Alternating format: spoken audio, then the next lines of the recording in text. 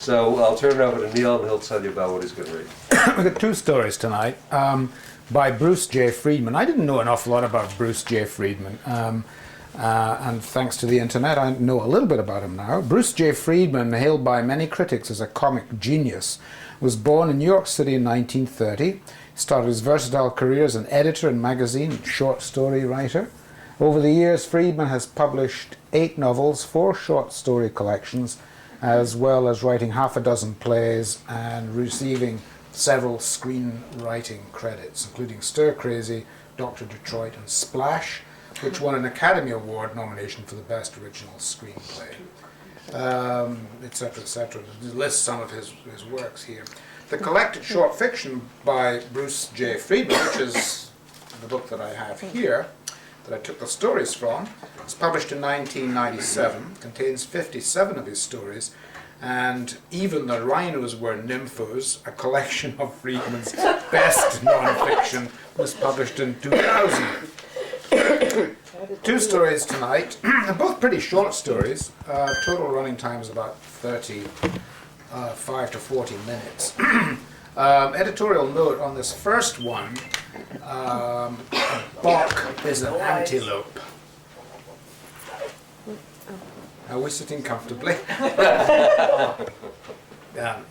There was a children's program when I was growing up for very young children on the radio in the UK in the 1940s and 50s, and it was called Listen with Mother. And Listen with Mother always started, it was introduced by a woman called Daphne Oxenford. She had this wonderful voice, Daphne Oxenford, and she'd always start out, there'd be a little xylophone playing, and then she'd say, "Good afternoon, children. Are we sitting comfortably?"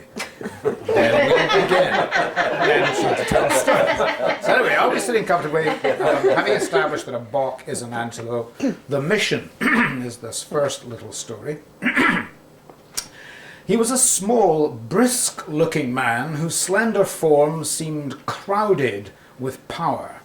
He gave the impression of having spent time among taller men, athletes perhaps, staying even with them by lashing his body to the utmost. He'd used many conveyances to get to Central Africa: swift trains, great jets, a horse, and finally rotted paddling things a man in good condition could easily outrun. Throughout his journey he'd remained cool and dapper, but now in the shebang at the foot of the Limpopo Hills, his hat had slipped too far down on his ears, giving him the look of a half-shelled walnut. He ordered a native beer he would not drink and asked for Flieger, a German with a shadowy war record, the owner of the shebang and his one lead. At the end of the bar, barefoot girls of many shades clung to a huge beret-wearing man with a wide, stump-like neck. He stood up and they began to drop like seasonal skins from a jungle animal. The man adjusted his stomach as he walked. It might have been a pillow tied to his waist. He sat down opposite the newcomer and said, "Young sausages, blindfold me and let me touch a little sausage and I'll tell you how young she is. You like the babies too, or do you like an older pickle?" He laughed in a bellow and touched the other man with a show of camaraderie, but the laugh crumbled in his throat when he felt the steel of the visitor's arm. "You keep in pretty good shape, eh?" said the German. "You know how many times Jacques Flieger's been hit in the head and it didn't bother me? The Russians were the ones, I was in one of their camps, you know, in 45. They'd slip up behind me and let me have it on the noggin. A game they played. 22 taps I took, so now Flieger's afraid of nothing. Not with what I've been through.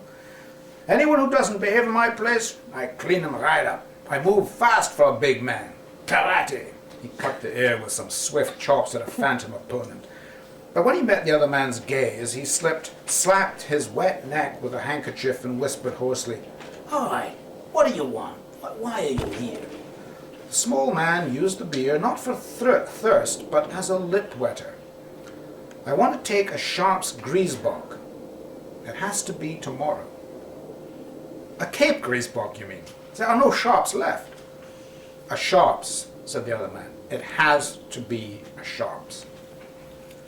Well, I hope you didn't travel far, mister, because that ends the discussion. There are no shops left in Africa. The German had gotten control of his voice now and yelled, "Over here, cuties!" The girls glided forward and attached themselves to him like sea anemones to a monster clam. "All I care about is my sausage," he said. "I like them in numerals. 3, 4, that's a good time. But when I get bored, that's what the war did. It made things complicated." He poked and jabbed at the girls, giving them swift insect-like bites. But then, as though he heard a telephone ring, he turned and looked across the table. His voice cracked again. "How come you wear your hats that way? Down so low." The small man pushed the unsipped beer to the center of the table. "I want an 8 o'clock start," he said, and then studied his hand with a statue-like gaze for what must have been 30 seconds. He stood up and walked briskly to the swinging doors, styled in the manner of the old West saloons. "No, you don't," the German called after him. "They're extinct. I won't be there." And then it was too late for the small man to hear him. He cried, "How many are there? 3 or 4 in all of Africa? You expect me to find one?" At 7:30 the following morning, Flieger heaved his great body up the stairs of the town's only hotel and entered a room on the first floor. The man in the bed slept evenly, his body hardly stirring, almost corpse-like in his serenity. He wore horn rims in bed, which robbed the huge German of any composure he had gathered overnight. He touched the sleeping man and said, "I'm not here for anything. Why should I kill myself over something foolish with what I've been through? I didn't hear you talk about money either." The small man slipped out of bed, his movements lithe, almost feminine in their economy. At the washstand he mentioned a sum. Not excessive, not paltry, fair. "That settles it," said the German. "The deal's off. Not with that kind of dough, I'm not budging." The small man's arms were bunched with muscle, but still they appeared much more slender than they had seemed in the jacket. "You don't look that strong," Flieger said. "What do you use? Commando stuff?" The small man dried himself, got into his clothes with dazzling speed. "Let's roll," he said, getting his hat down snugly over his ears. "Who said anything about rolling?" said the German. "I just came up here, that's all. I don't like the finances." But then he reached for his handkerchief, holding his stomach with one hand as though it were falling off. "Jesus," he said, "I never saw anyone get dressed that fast in my life." The trip, for the most part, was over water. A canoe voyage along the Siwi River, which curled like discarded thread in and out of the Limpopo hills.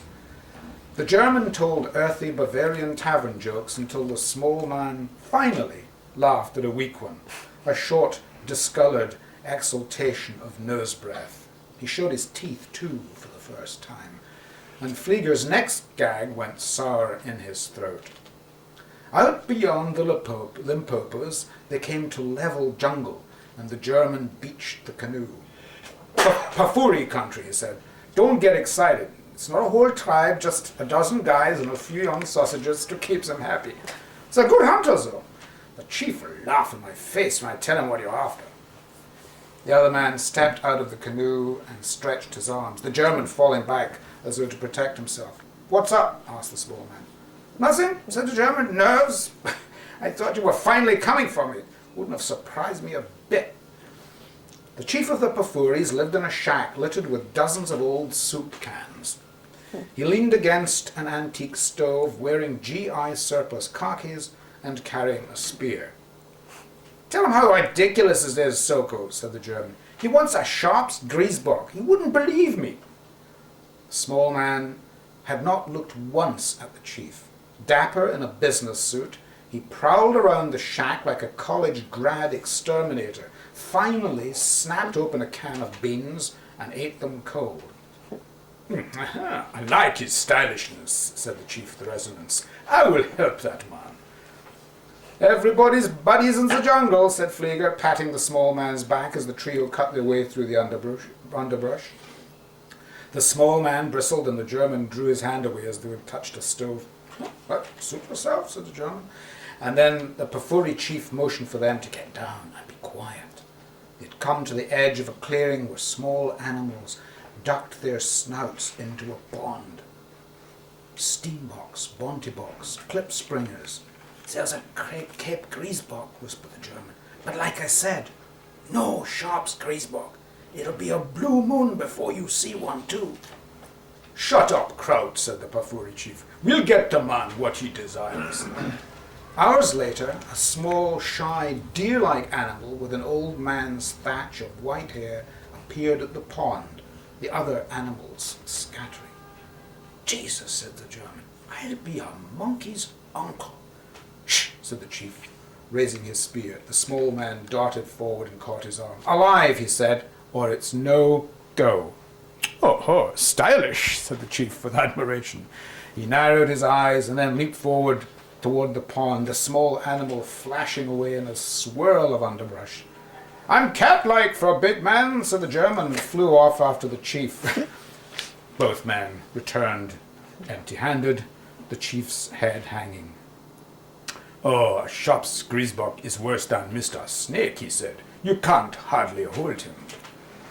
The small man put his hat even further down over his ears, adjusted his horn rims, and disappeared into the bush. Minutes later he emerged, holding the frightened animal beneath his coat. How do you hang on to these buggers? He asked, looking like an amateur magician giving away his trick. Oh, by the ears, said the chief. Superlative performance. You got him, said the German. Where's my dough? With one hand, the small man took some bills out of his pocket, then put half of them back. Why half? Asked the German. That's all you earned, the brisk little fellow said, and disappeared through the bush. It wasn't until he reached Oran that he was able to have the frail animal properly caged. A Belgian zoologist there told him to make sure he mixed a few oribi droppings in with the Griesbach's normal feedings of lettuce and young grass roots. From Oran he flew to Rome and then on to Paris, where American Express recommended a gourmet butcher shop. I want the tongue alone, he said in his minimal French, showing up in mid-afternoon with his Griesbach, packed in ice. Half an hour later the clerk appeared with a small package, frosty to the touch. The small man checked it, and inside were heels, done up in dry ice. I said the tongue, he cried, sticking out his own, pointing to it. He rushed into the back room, put his head in a great bin, and swam through entrails until he retrieved the Griesbach head. All right, let's have at it again, he said, and try to get it straight this trip. That night he appeared on the doorstep of a small house in the Cliché district, 2 packages beneath his arm, one large, one small. A young girl with startled eyes answered his ring and said, Oh no, monsieur, you want 4 houses down. We are respectable. He said, I want your dad. He sleeps, she said. Most of the day he sleeps, and I fear one day he will not wake. In some manner, how she could not tell, he'd gotten into the house, and when she spoke to him next, the small man was in an armchair. I cannot wake him, she said. A matter of great urgency, said the visitor. His hat fascinated her. She wondered why he wore it so low on his ears. You have a way, monsieur, she said shyly, and woke her father. In his bathrobe, her father seemed cathedral-like, ruined, a figure out of dying empires. The small man explained his proposal. Impossible, said the old man. I haven't cooked in 10 years. Le Blanc will never cook again. Jamais. Great men have appeared here just as you, to no avail. Food no longer has fragrance. It is a stench in my nostrils. I'm an old man. I want to die. Small man rose from his armchair and swiftly unwrapped the larger of his 2 packages. The old man came close, examined the contents. Jean Sablon record, he said, his face slowly beginning to shine. He looked further. Each one in perfect sequence. The complete works. His ancient face gave forth a broken smile. You have gotten round an old man. For you, I will cook. What was it again? Casserole de langue de Sharp's Griesbach aux champignons. said the visitor. With beurre noir or en sauce bechamel?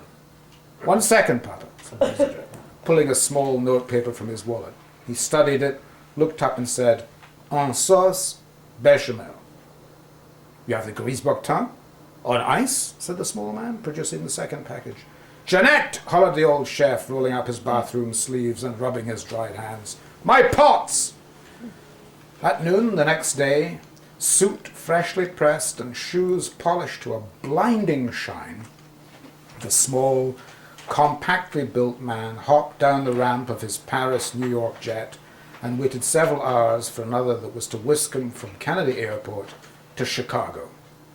6 o'clock that night, he stepped out of a taxicab in front of a slate-colored, monotonous-looking building in northern Illinois, tipped the driver, and then walked up to giant iron gates. The guard, at first tense, relaxed when he came near and said, "Right inside, Mr. Flick. The chief's waiting."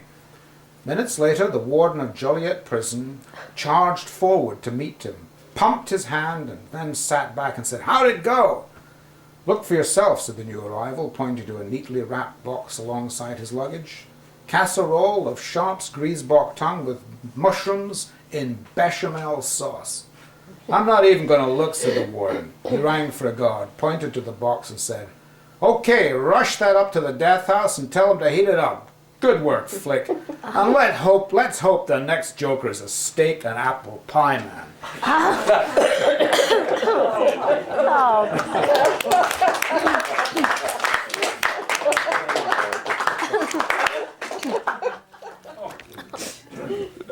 Okay, the second story sort of resonates with the sort of 60s, 70s sort of showbiz rat pack world. Sammy Davis is trying to get a few months off for a complete rest. This was written by Earl Wilson. It's written by Friedman, but this quote is from Earl Wilson, February the 7th, 1974. And the title of the story is, "Let's Hear It for a Beautiful Guy." I have been trying to get a few months off for a complete rest too. But I think it's more important that Sammy Davis get one. I feel that I can scrape along and manage somehow. But Sammy Davis always looks he's always so strained and tired. The pressure on the guy must be enormous. It must have been a terrific blow to him when he switched his allegiance to Agnew and Nixon, only to have the whole thing blow up in his face. I mean, I was angry at him too, incidentally, along with a lot of other fans of his, all of us feeling he'd sold us down the river. But after I thought it over and let my temper cool a bit, I changed my mind.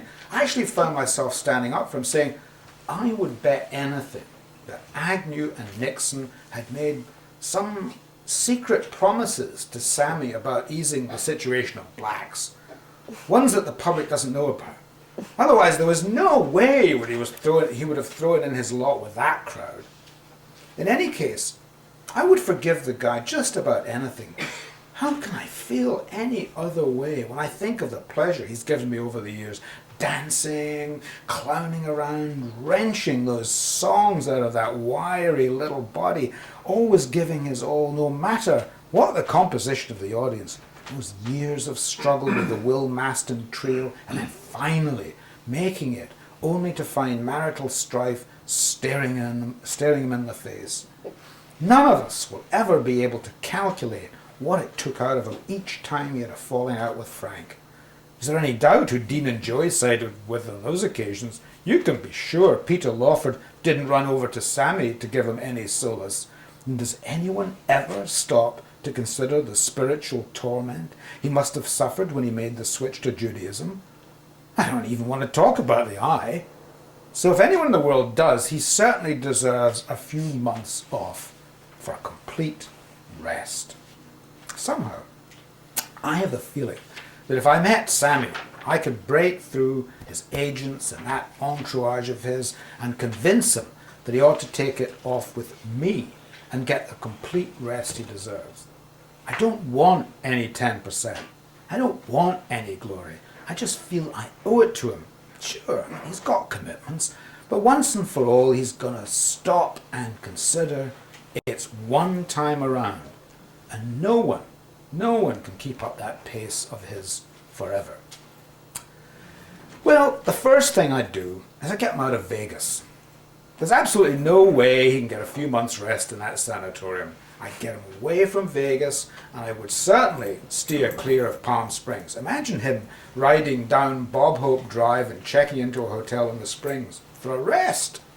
The second he walked into the lobby, it would all start. The chambermaids would ask him to do a chorus of "What Kind of Fool Am I?" right in the lobby, and knowing Sammy and his big heart, he'd probably oblige. I think I would take him to my place in New York, a studio. We'd have to eat in, because if I ever showed up as Sammy Davis Jr. at the Carlton Delicatessen where I had my breakfast, the roof would fall in. The owner would ask him for an autographed picture to hang up next to Dustin Hoffman's, and those rich, young East Side girls would go to town on him. If they ever saw me walk in with Sammy Davis, that would be the end of his complete rest. They would attack him like vultures, and Sammy would be hard put to turn his back on them, because, they're not broads. We'd probably wind up ordering some delicatessen from the stage, although I'm not sure that that's a good idea. The delivery boy would recognize him. The next thing you know, Sammy would give him a C note. The word would get back to Alan King that Sammy had ducked into town. How would it look if he didn't drop over to the stage and show himself? Next thing you know, the news would reach Jilly's. Frank was in town. Well, you can imagine how much rest Sammy would get. I don't know if they're still feuding these days, but you know perfectly well that at a minimum, Frank would send over a purebred Afghan, even if they were feuding. I think what we'd probably do is lay low and order a lot of Chinese food. I have a hunch that Sammy can eat Chinese food takeout every night of the week. I know I can. And the Chinese takeout delivery guys are very discreet. So we stay at my place. I'd give him the sleeping loft. I'd throw some sheets on the couch downstairs for me. I would do that for Sammy, to pay him back for all the joy he's given me down through the years. And I would resist the temptation to ask him to sing, even though I would flip out if he so much as started humming. Can you imagine him humming the Candyman in my apartment? Let's not even discuss it. Wow. Another reason I'd give him the sleeping loft is there's no phone up there. I'd like to try the devil to keep him away from the phone, because I know the second he saw one, he'd start thinking about his commitments, and it would be impossible for the guy not to make at least one call to the coast. So I just try and keep him comfortable for as long as possible, although pretty soon my friends would begin wondering whatever happened to me, and it would take all of the willpower in the world not to let them know that I had Sammy Davis in my loft and I was giving him a complete rest. I don't kid myself I could keep Sammy Davis happy in my loft for a full couple of months. He'd be lying on the bed, his frail muscular body looking lost in a pair of boxer shorts, and before long I'd hear those fingers snapping, and I would know that the wiry little great entertainer was feeling penned up, and it would be inhuman to expect him to stay there any longer. I think when I sensed that Sammy was straining out the leash, I'd rent a car, a Ford LTD, that would be a switch for him, riding in a middle American car, and we would ride out to my sister and brother-in-law's place in Jersey.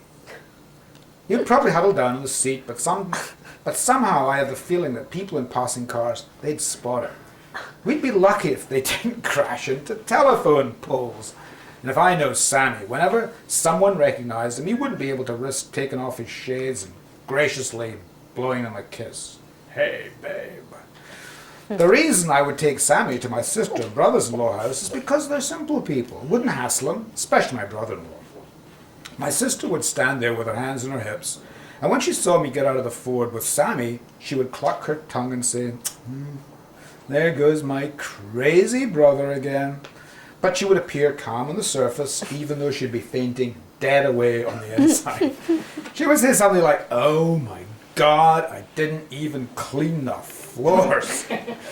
But then Sammy would give her a big hug and a kiss, and I'm sure they would make a call, and a few weeks later she'd have a complete new dining room set, the baby grand she'd always wanted, and a puppy.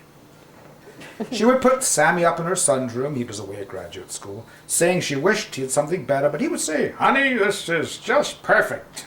And he would mean it too in my way, in my nephew's bedroom, being an interesting change, one of those $1,000 a day suites at the Tropicana. My brother-in-law has a nice, easygoing style and would be relaxing company for Sammy's, except that Al does work in television, and there would be a temptation on his part to talk about the time, when he did the Don Rickles show, and how different and sweet a guy Don is, when you get him off stage.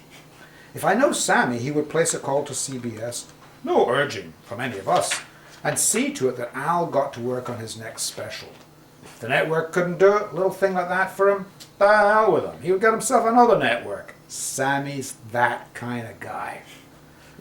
One danger is that my sister by this time would be going out of her mind and wouldn't be able to resist asking Sammy if she could have a few neighbours over on a Saturday night. Let's face it, this would be the thrill of a lifetime for her.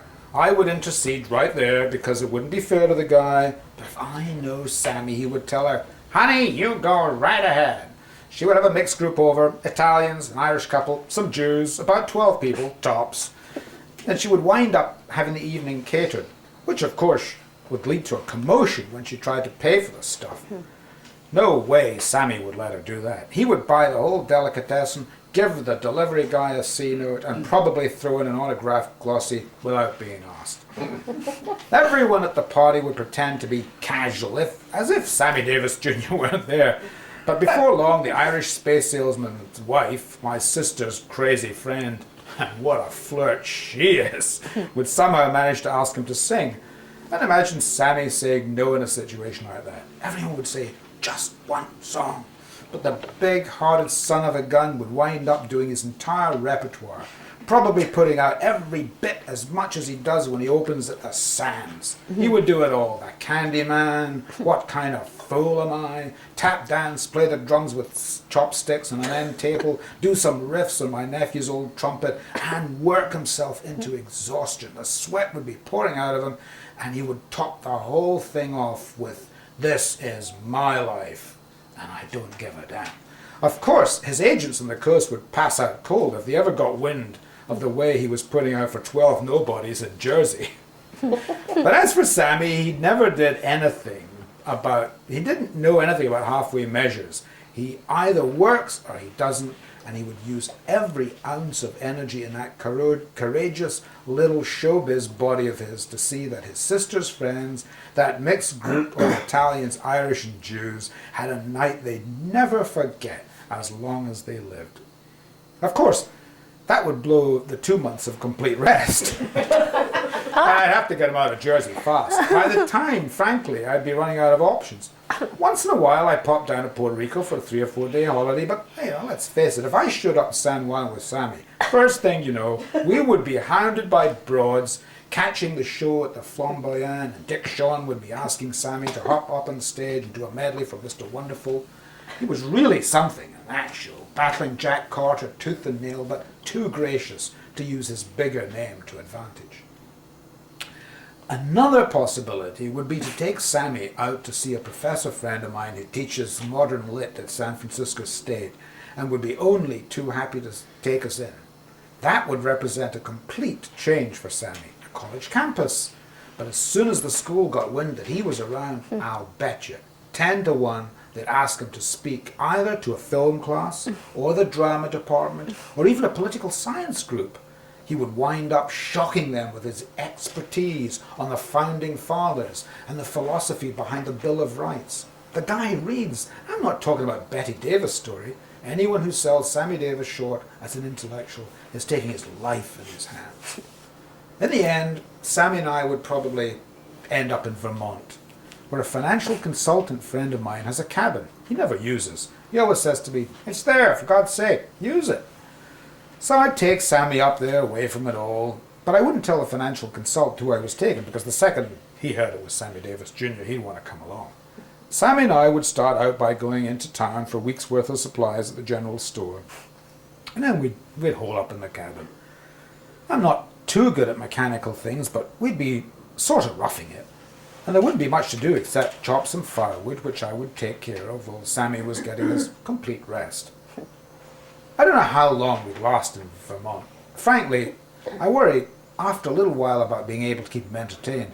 Even though we'd be there for complete rest, we could talk a little about Judaism, but frankly, I would be skating on thin ice in that area since I don't have the formal training he has or any real knowledge of theology.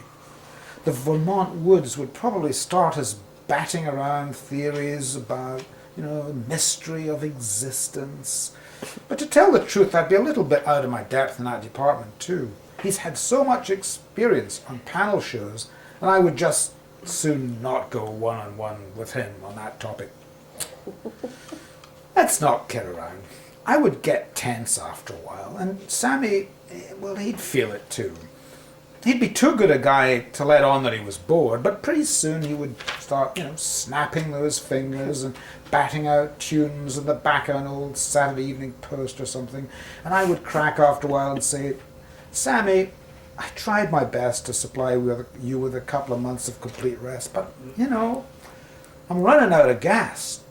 He would tap me on the shoulder and say, don't worry about it, babe. And then, so as not to hurt my feelings, he would say he wanted to go into town to get some toothpaste. So he would drive in, with the eye and all.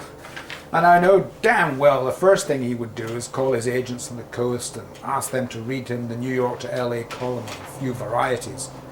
Next thing you know, I'd be driving into the airport, knowing in my heart that I hadn't really succeeded. He would tell me any time I got to the coast or Vegas or the Springs and I wanted anything, just make sure to give him a ring. And the following week, I would get a freezer and a videotape machine and a puppy. So I think I'm just not the man to get Sammy Davis the complete rest he so desperately needs. However, I think certainly someone should. How long can he keep driving that tortured little frame of his, pouring every ounce of his strength into the entertainment of Americans? I know, there's Cambodia, there's Watergate, and believe me, I haven't forgotten our own disadvantaged citizens. I know all that. But when you think of all that joy that man has spread throughout his nightclub appearances, his albums, his autobiography, his video specials, even his movies, which did not gross too well, but were a lot better than people realized. And the things he's done, not only for his friends, but for a lot of causes the public doesn't know about. When you think of all that courageous little entertainer has given to this land of ours, and when you read that he's trying to get a few months off for a complete rest and he can't, well then, all I can say is that there's something basically rotten in the system.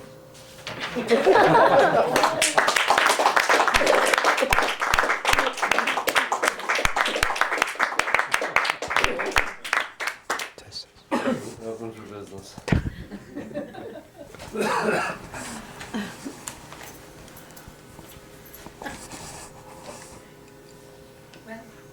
I thought they were both great. You did such a wonderful job, Ken. They were just, it was just very compelling. You listened, you didn't know really where it was going. It was very good. I think the first story is a little more unpredictable. Well, Yeah, it was yeah. more Oh, unpredictable yeah. than the second one. The second one was just a sort of riff on the culture of personality and, the sort of imaginings of this little guy shut in his studio in his loft bed. Jane. I think that's an understatement. The first one was somewhat unpredictable. I mean, what is this story about? What is going on here? And but I'm still interested, that kind of thing. But I'm thinking, this can't be going anywhere. It doesn't make any sense. And then Quirky. then we get the finale. I thought they were fabulous, and I think your language skills are beautifully displayed for us. There was a reference to Earl Wilson in the beginning of this, and I missed exactly how that fit in. Yeah, the second story was, I guess, Bruce J. Friedman had got a creative person. He'd just seen this clipping somewhere. Somebody called Earl Wilson, who I don't know who Earl Wilson is, had written on February 7th, 1974, that Sammy Davis is trying to get a few months off for Oh, I complete see. rest. Oh. And then, the whole story Okay. sprang from that. Yeah. Just Earl Wilson was a commentator, wasn't he? Yeah. Was it? Columnist, Yeah. New York Columnist. Post, yeah. Right. Well, his technique in the second story was so much like some of the great stories of S.J. Perlman, and Perlman would do the same thing. He'd have a newspaper clipping at the top in a different typeset, and then he would take off on that. And this story was so utterly absurd, and yet as soon as you got into it, you began to accept the fact that, well, Sammy Davis Jr. is there with him, and I kept saying, Frank, it's not happening. It's like, well, it seems to be happening. So I thought it was a wonderful story. Actually, the first story I find a little bit infuriating because you're led down the garden path, you expect something really serious, and it turns out to be an extended joke. So I found myself annoyed at at his luring us down there and leaving us with a punchline line that because it's a beautifully told story. It sounds like a Conrad tale, exploration of German rivers. But I like the second story best. And your reading, Neil, is super. Oh, thank you very much. Just wonderful. Neil, can you speculate on how an audience in Edinburgh, Scotland would have received your reading? I don't know. I mean, Would they have considered you nuts or the writer? no, I think it's that there's references made in writings about Bruce J. Friedman with Woody Allen, and Woody Allen is very popular anywhere. I mean, certainly in the UK, he's very, very popular. So that type of New York humor, Jersey, the studio, the delicatessens, the Chinese delivery guys. Oh yeah, they'd understand it. Not necessarily from having lived it, but from having seen it, in the movies and television. Yeah, pretty knowledgeable. Yeah, well, my take on the second story was that we had a fan who was a fantasizing fan who probably adored Sammy Davis and followed his life with all the details because he did convert to Judaism. Yeah. He was at odds with Frank Sinatra from time to time. The restaurant that they went to, I can't remember the name. It was the stage. The Stage yeah. Deli. There was another one. The other one, Stage It's Door Carlton. Canteen. No, it doesn't matter. One of the he had the intimate details of Sammy Davis's life, and he was just to me he was just fantasizing. And look at the gain I would get if he did visit me. I'd get perks, I'd get money, I'd get even a dog, and my sister would be so thrilled. You know? She'd invite all her neighbors who were Jewish Italian, and it was not a farce, but it was a compassionate fan who also had a great deal of caring. Didn't want to exhaust Sandy. After all, we were supposed to give him a rest. So it was. I like the details, such as like that. And, he mentions the eye.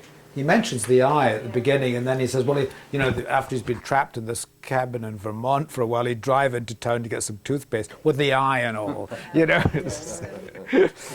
Charlotte. I love both stories. You're a super reader. What struck me was both protagonists are sort of stalkers. I mean, the first one obviously is a stalker. He's stalking this animal. But the fan, you say, I love him, but that's like one step away from stalking. I mean, he's really fantasizing about, I mean, imprisoning him, basically. We can't go out, we'll have to eat in, you know. We'll take him up to this cabin, remote. I mean, Took him to it's Jersey. a little sinister. And a Ford LTD. Yeah, right. But the first one, sorry, I'm going to raise my own hand. But the first one, it wasn't exactly PC, was it? You know, No. He was killing an endangered species. You know, there was the Yeah. death penalty That- involved there. That was another. Go ahead. In the first one, I was very annoyed. First of all, that he was killing this rare, beautiful animal, and then when I found out what it was for, I was almost enraged. I mean, who was that? You know? I mean, I think that the little gazelle's life is probably worth more than this murderer on death row. Not knowing Sammy Davis Jr. that well, you know, his history, I saw this as someone talking about what you said, a fan. Mm-hmm. And it was almost like maliciously weird. It was like, why is someone fantasizing this much about someone? Mm-hmm. It was almost disturbing. Yeah, to me. well, that's what. Yeah. Well, I think intense fans do that, don't they? I mean, I didn't Well, find it. I it didn't wasn't find over it. the top enough for me. I thought it was, you know, it just didn't have this, you know, outrageous edge. It was almost like you read about people that would do that, I guess. Yeah, but I mean, there's a lot of people who live their sort of mundane lives. There's these people living apparently this life of intense sort of glamour and so on. That if they could only just touch it somehow and get a little part of that. Right. I was trying to use it as a template onto someone that I know their life story much more. Because without knowing their life story, it sounds like, well, this person is kind of obsessed here. And that's part of the fun of it. But if you don't know the life story, it doesn't come across that. Jane. No, I didn't think it did matter if you would know the details or didn't. I knew many of them, maybe not all, but it's the small regular person, not the bad stalker that we read about who really does danger. This was in the head here, and thinking up this whole thing, and then, of course, there was always the counterpoint, because the whole point was supposed to be arrested, and nothing that he thought up in this whole plot ever could be the rest. And it was just full of these juxtapositions of someone really wanting to be close to someone, thinking up things that are kind of nuts, sort of like that state of mind of being close to something, and it's of course not going to be. Well, I take Rose's point. I mean, I think he was somebody who just had some sort of small, mundane, humdrum life, and there was this glamour out there, and it was benign. I mean, he felt no harm at all. He just wanted to provide this hero of his the rest that he felt he deserved. Well, actually, carrying that thought a little further, it was a profoundly accurate picture of what he might do, what an ordinary person might do to provide someone with a rest, confronted with the fact that he couldn't really allow that person to be exhibited in any public places. So, aside from the fact that the whole concept was absolutely, totally absurd, it was really a rather sensitive treatment that he was carrying on. He thought this through, and these were rather kind. It was a kind way of handling a rather awkward social situation. I think so too, and I think given the constraints of his own life, I mean, what could he do? He wasn't a person of means. He lived in a studio. He was going to give him the loft. Didn't have a phone up there. Okay, well, got him in the loft, and we could order in Chinese, because obviously he ate Chinese a lot, you know. And the delivery guys are very discreet, you know, so they wouldn't, and so, you know, inscrutable and discreet. And then, so, okay, we got him in the studio. Then what could we do? Well, I got my sister in Jersey. Okay, so we go to Jersey. And then, but she'd want to have her friends. And then, who else do I know? Well, I got this guy, a friend of mine out in San Francisco. But, you know, and then there's this whole intellectual broadening out of, you know, and then there's the guy in Vermont with his cabin. And then after that, he kind of runs out. He says, I'm running out of gas. I don't know what else to do to help you with your total and complete rest. So. I'll call on myself. A rare evening. I agree with what everybody said and love these stories and the reading. Actually, I like the first one better. The second one, I loved it. It got just a little bit repetitious. The first one I thought terrific ability to create characters. Very colorful characters. He really was able to do that. And then, just there was a lot of tension in the story. So I think I like that one the better of the two. I would agree with that, actually. Having read them both several times, I think the first one appealed to me a little bit more. It was a little quirkier, and and the German, and his shebang, and then the chief and the parufis and the little sausages, and the chief with his superlative performance. It's good. Colin, you want to say something? I just thought that your 2-minute synopsis was funnier than the story, actually. Anybody else? Okay, well, I'd like to thank Leo.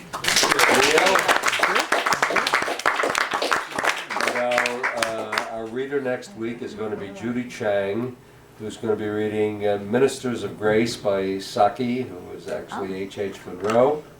And Rose, you wanted to make an announcement? Yes, I want to make an announcement about spring. It's really going to happen. And we're hoping it happens March 11th. Friday, March 11th, there's going to be a cocktail party right here in the Ware Room. Everybody's invited. However, there is an admission. There will be cocktails, there will be canopies, there will be loads of nice people to talk to. So I'm looking forward to seeing you all Friday, March 11th. March 11th. March 11th. It's not next Friday, it's the Friday after. And it will start at 6:30. It'll run probably 8:30, 9 o'clock. So do come. The admission is $12.